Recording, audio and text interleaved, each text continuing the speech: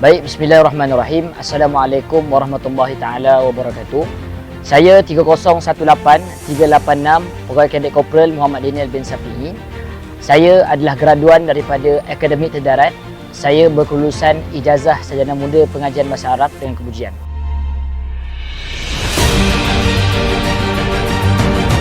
Mengapa saya memilih kerjaya seorang pegawai Angkatan Tentera Malaysia adalah kerana saya ingin mewarisi legasi ayah saya.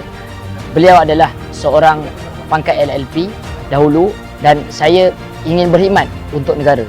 Kalau bukan kita, siapakah lagi generasi yang akan menyahut cabaran untuk mempertahankan negara?